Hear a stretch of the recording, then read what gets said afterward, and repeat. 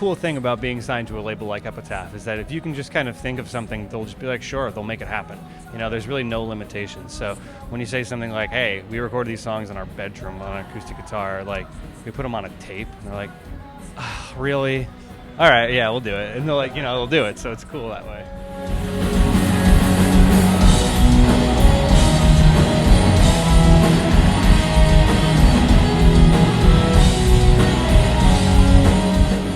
Yeah, those acoustic songs, those 8 songs, those were demos that that were we don't really have a songwriting structure. I guess this is a little bit heavier of a question than I wanted going into it. We don't really have a songwriting structure, so there's 13 songs on the record, and 8 of them are demos, and those were like the skeletons of what would become the other songs. Those were actually the first things that we sent to Epitaph. Yeah, and that was also like a way that we got signed to Epitaph too from those demos.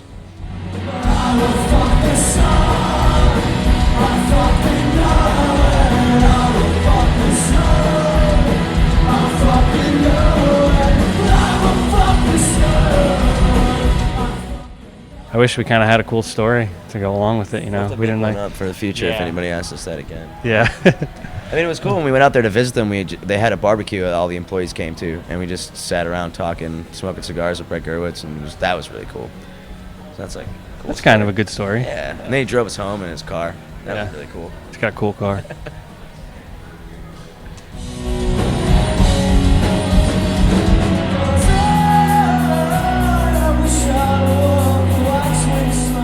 Yeah, it was just kind of one of those crazy ideas that we had. We're like, well, let's see if they'll actually put out a cassette, you know?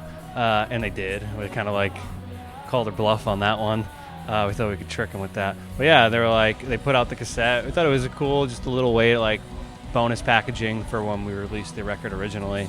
And a lot of people were, you know, we only made 500 of them, so people wanted to get a copy of it. So when the opportunity came to put it on vinyl, it was like, yeah, of course, why not?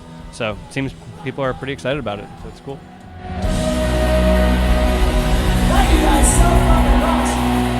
Yeah, I remember taping things off the radio constantly, like waiting for my favorite song to come on and then just hitting record on the, like the original piracy, I guess? Yeah, absolutely. I had a radio station that I would have my tape, and then when Tub Thumper came on, record. I think it was Ghetto Superstar. Ghetto Superstar, oh yeah. That was another one on my mix.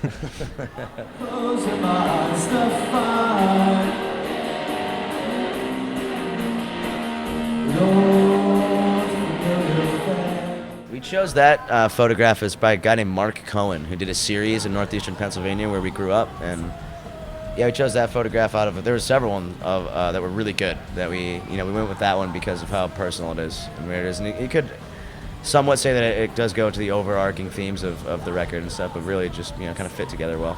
So, it's nobody we know or anything. For all we know, it could be one of our aunts or something.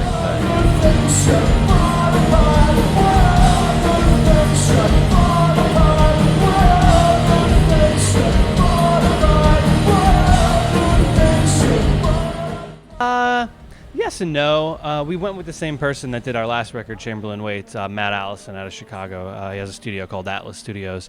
So we were already familiar with the way that he recorded.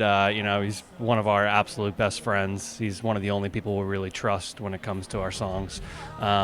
So in that way, no, it was pretty much the same. Then it was different because we had different expectations. We were on a much bigger record label than we were before. We invested a little bit more into this record just because, I don't know, it's just because what else would you do, I guess, We're not going to half-ass it. Yeah.